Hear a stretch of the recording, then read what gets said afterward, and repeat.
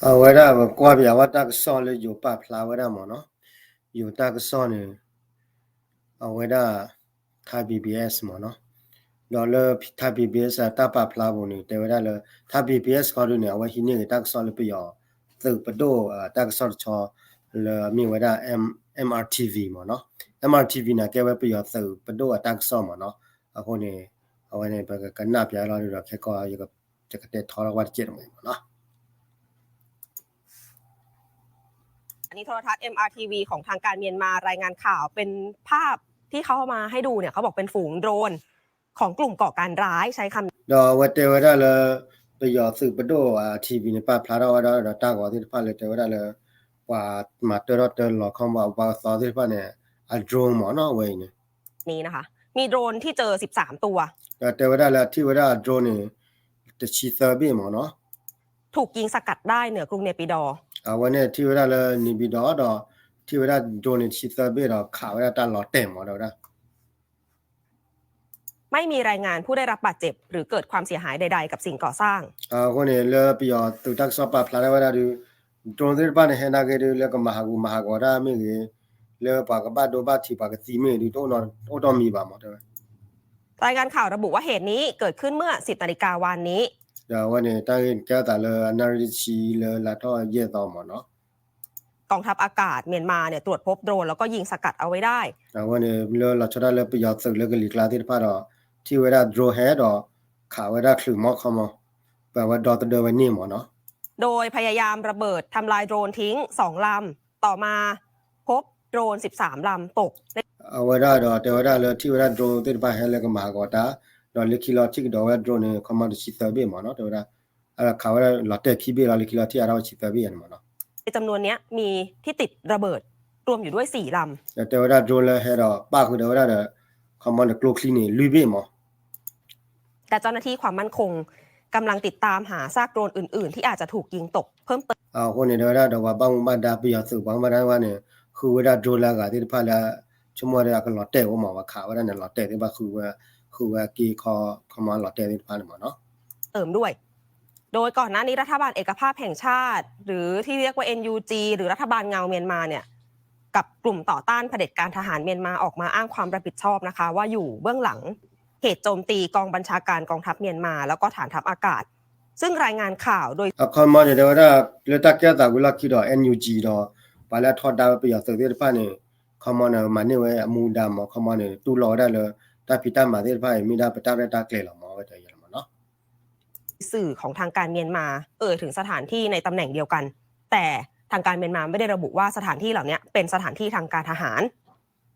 NUG ระบุว่าส่งโดรนติดระเบิด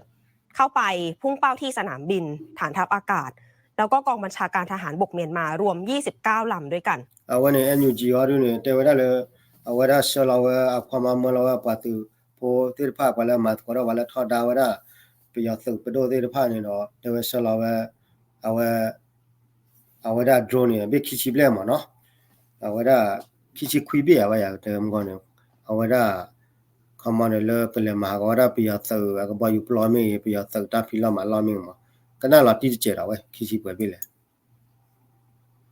พุ่งเป้าที่สนามบินฐานทัพอากาศแล้วก็กองบัญชาการทหารบกเมียนมารวม29 ลำด้วยกันคิจิคุยเบ้หมอเนาะวันนี้แต่ว่าแล้วอยู่จีแต่ว่าเชื่อเราว่าคิจิคุยเบ้หมอเนาะ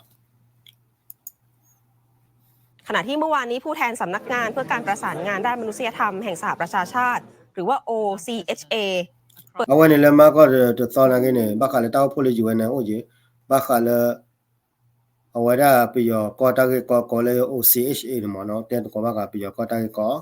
เปิดเผยว่าคนในเมียนมากว่า18.6 ล้านแต่ว่าได้แล้วว่าไปยอกอนี่แค่นั้นบักว่าชมเมว่าได้ตากอตาแค่ตันน่ะตาพ่อนี่โอ้ได้ชีขอก็กวยเบลหมอได้ว่าได้ขบรถที่ตาอยากก็ว่าที่คือมีหาพลอว่าที่ว่าตาก็ได้แค่ตานอนเดินนาตาพอตาเอาเลิศเปิดว่าหมอเนาะแต่คนจะต้องการความช่วยเหลือด้านมนุษยธรรมภายในปีนี้นะคะวันนี้เขาจะปลอเนี่ยว่าที่ชีขอก็เบลเลยโลว่าตามาเจอเลยที่นี่ยาเลยตาก็มาเจอว่าบักก็บักแค่เลยที่ละก็บูว่าหมอแล้วก็เบียนี่ตัวเลขนี้เนี่ยเพิ่มจากเดือนกุมภาพันธ์ปี2022ถึง9 เท่าด้วยกันเฮ้ยแต่ว่าบักก็เลยนอกจากใครตาทักคุยสารแล้วมองที่นี่ด้วยจ้าละที่นี่ยาทักคุยสารด้วยนะ เวลานี้มีผู้ได้รับผลกระทบจากความไม่มั่นคงทางอาหารแล้วร่วม13ล้านคนหรือว่าราวๆ25%ของประชากรเมียนมาทั้งหมดปัญหาใหญ่เวลานี้เนี่ยก็คือโอกาสที่จะเกิดภาวะทุพโภชนาการโดยเฉพาะในเด็กกับผู้หญิงเนี่ยเพิ่มเขามาเลยแค่เนี่ยปีก่อนว่าบ้าก็ชิมเว้ยแต่ก็ได้แค่ว่าก็ตาออที่ผ่านเนี่ยเขามาตักตาจีที่ผ่านเนี่ยเขามาเนี่ย20%มาแล้วก็ปีก่อนรอดบินเนี่ยด้วยขึ้นค่อนข้างมากนี่เป็นชี้ความหลักอย่างมาเนาะประเด็นสำคัญที่โอชามองว่าประชาคมโลกต้องร่วมมือกันช่วยเหลือนะคะแล้วโอชาการเนี่ยก็ได้แล้วเขามา OCH เนี่ยแต่ว่าแล้วเขามาฮอกลดอบินเนี่ยก็บ้ามาเจอมั้งเขามาว่าบ้าก็ว่าแค่ก็ว่ามาเจอก่อนจริงๆสัปดาห์ที่แล้วกองทัพเมียนมาเพิ่งจะจัดพิธีสวนสนามยิ่งใหญ่ไปเองเมื่อในวันกองทัพนกอริลมาก็เรนิวาริปยอตกอริปาพลาราเวมาว่าปยอตมุโดมุนีโดโดทอทอเลเวกูเลเวเลนิบิดาบุมาปาพลาราเวราพลเอกอาวุโสมินอองไลน์ก็กล่าวสุนทรพจน์ในพิธีนะคะย้ำเรื่องความสำคัญที่กองทัพจะต้องได้รับความเชื่อมั่นจากประชาชนเลตุโคกเลคอมอเลปยอตุว่าโคกเลมีว่ามีอะไรแต่ว่าเลคอมอเลที่บอกว่าพอที่จะพาเนี่ยก็บ้านหนาวว่าคอมอสึคอมอที่ก็สึที่จะพาเลฮิตาบิตาเบอร์ก็บ้านหนาวว่าก็บ้านมาก็ได้ก็บ้านพอละจิ๋วเนาะผ่านระบอบประชาธิปไตยแบบหลายพรรคการเมืองเป็นไปอย่างเสรีและโปร่งใสต่างๆคำว่าเดี๋ยวได้แล้วที่ก็ไว้กับบ้านกี่เก่งได้คำว่ากับบ้านมีอดีมสีที่ก็แล้วก็เราพาร์ตี้ดิบลิคาเลยคำว่าเนี่ยก็มาก็ได้หมดเนาะแล้วเอาเดี๋ยวคำว่าตัดต่อตัดดราม่าเนาะแบบนี้ท่ามกลางสถานการณ์ที่กลุ่มติดอาวุธชาติพันธุ์กับกลุ่มก่อการร้ายที่เรียกกันว่ากองกำลังปกป้องประชาชนเนี่ยพยายามขัดขวางเรื่องของการเลือกตั้งแล้วก็คำว่าเนี่ยไม่เลยพาร์ตี้แล้วไปอยากสื่อมือโดเอาไว้ไม่เลยพาร์ตี้แล้วไปอยากสื่อมือโดสื่อกุกละมีอะไรเอาดูนะว่าปากก็มาว่าได้เลยก็ลือแล้วพอได้สื่อไว้ที่จะพาดอกว่าแล้วทอดดาวได้ไปอยากสื่อที่จะพาเนี่ยเกี่ยวกับพูดเลยมาติดตาวได้ก็ไปอยากตาคือเธอแล้วตาของมาได้ตาคือเธอแล้วต่อแล้วเกี่ยวได้เลย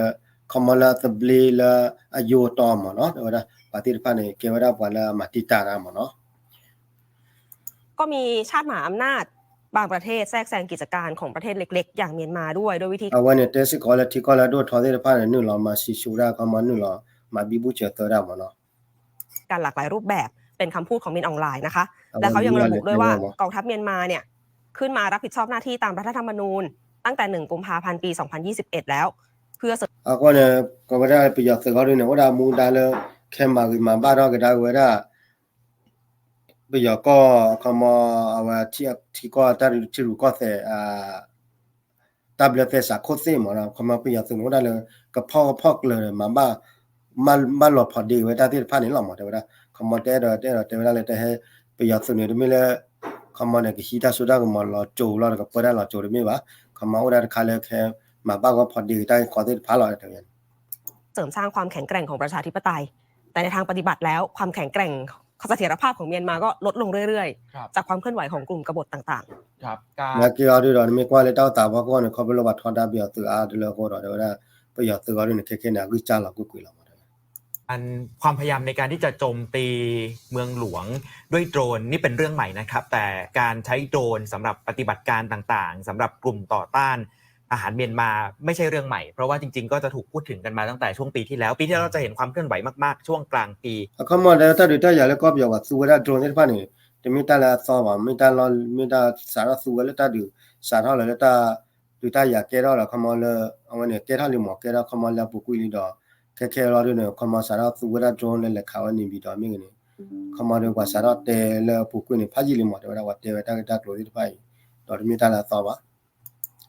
จากกองกำลัง2กลุ่มด้วยกันครับกลุ่มแรกคือกลุ่ม PDF มีการตั้งหน่วยขึ้นมาเฉพาะเลยชื่อว่าอาจจะตอนแรกแต่ว่า PDF นี่มันโอ้ได้ก็จ้าได้ว่าเขามาประเทศมาแล้วนับปัญญาสุริได้ว่าหมอเขามาสุริได้ว่าเลย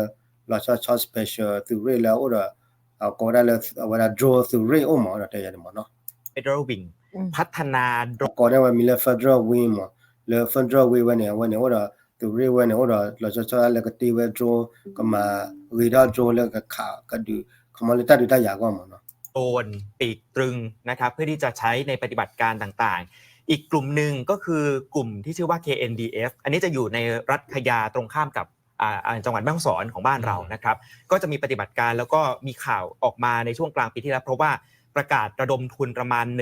$150,000 สหรัฐ หรือว่าประมาณ5ล้านบาทเพื่อที่จะมาพัฒนาเรื่องของการใช้โดรนแล้วนำไปโจมตีสิ่งที่อาจจะเรียกได้ว่าเป็นเหตุการณ์ใหญ่ที่เคยเกิดขึ้นจากการใช้โดรนก็คือการโจมตีหลายๆจุดในเมืองเมียวดีฝั่งตรงข้ามอำเภอแม่สอดจังหวัดตากตอนนั้นก็เป็นข่าวใหญ่มีนายทหารระดับสูงแล้ว Como te ves a la KNDF y la Sakaruni pana gane tak so harase ko le de wada khama wa de pana oda close ji le akati wada drone le ka train wada drone le ka dita ya go le ka ma ga ta le ta dita ya go do te si ko ya da la bu ku ni ba su drone le wa le ku la wada bong le wada ramati pu mo no ya ni te we แล้วก็ข้าราชการระดับสูงของเมียนมาหลายคนเสียชีวิตด้วยนะ le wa le ku la wa drone le ramati pu ni de wada khama pe ya su ba ba mu ba da to ko te pa ne ati tu lu ga ya mo de wada ba do ya mo no นะครับนี่เป็นสิ่งที่ต้องติดตามกันต่อนะครับถึงปฏิบัติการที่ลักษณะของการที่จะมีการต่อต้านทหารเมียนมาการที่จะใช้อาวุธยุทโธปกรณ์ในรูปแบบต่างๆการใช้โดรนมามากขึ้นรวมทั้งมันมีกรณีที่ว่ามีการใช้ประเทศไทยเป็นฐานในการผลิต akama da ke tar khai ha de de le ba se kwa da chu nya do ga kha de ne blood khon ne de wada le pa de no te wada le pa tu wada ko yu ko de pa ne khama ta wada li de wa te le yu ko lo da wa le cho tu wada le khama le pa nya ko pa ma khama le cho tu le wa ka du wada pi ya tu de pa da mo de ประกอบโดรนอีกด้วยเหมือนกันนะครับ สถานีโทรทัศน์ ko ne do be mi kwa ke le pi ya tu ata wa ta pa ko ne ta le ba kwa de kha wa de ne pi ya ne wada ta de khai cho pa te jo ko ne pi ya ne awa de mi le awa da yu tha BBS te wa ma ya da te ra ko awa ne pi ya su ne pi ya ko ne awa ne cho pa wa se jo pa wa da do pi ya ne ta to da le de ra cho pa jo di ma ya ha di da awa ma de ni de ba ke ne pi ya ni ne ta to le ko pe ko bi do mi ni mi le a do wa pho la su we de pha ne do ki ma ko le pi ya ki la nu la ma le pi ya mi le li bla da pi ya ne mi de ni ne ta to le tu do cho pa lu jo di jo ko le fourth kingdom ma no ta to do pi ya cho pa ta jo du ti we da ko cha na le ni bi do to bla la ne mi ma wa da mu ni do mi ni tho ne do awa ne ta da khai du o ma la ma wa da ma le pe ne ma no ko ne lo pi ya ko ne ta su ro ne ta mi ta su ro ya da le America มีya da Canada le for มีpi ya ko ne o su le pa de lu pa ko pa de lu ke cha da ma ne thi ko ma le pi ya ko ne lo cle o da de bo ya da le ni me tu lo pi ya do ne ba ki o le pi ya o la ma tu lo pi ya ta pa ta pra da ne lo me ni me ne me tu lo pi ya ta pa ta pra da o da ne ba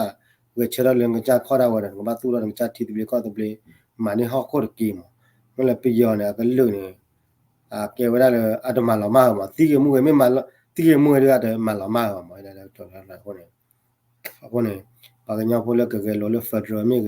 ke lo le ti de ble ko de ble me ke ni wa ne ta ka le a ga ma chu mo wa wa ne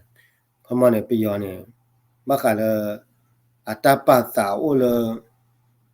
ke te ma le a ta pa sa o de cho pa pe da chu la ma le cho pa ne ba ne tin ya de la a me te ti ne ba ti me te mu ne ba mu ni la ma ko ma da no le cho pa ta pa da pra pho la me de ke ba do no ba ge chet do no ba tho da no ba o lo cho da cha do America le pu ku ge ma ta pa cho ne ko ma o le cho pa ta pa da pra le pho la de ke ba de do hi ta ku da do le cho pa ba do America ge chet we do du we da do pa le to lo de cho pa de ba le ko America do le ki to ne America ne ma ne da ma no da ko ne America ne ke ti ko de le te be le cho pa au ne ta le ti ko la te be le cho pa ne ko la Republic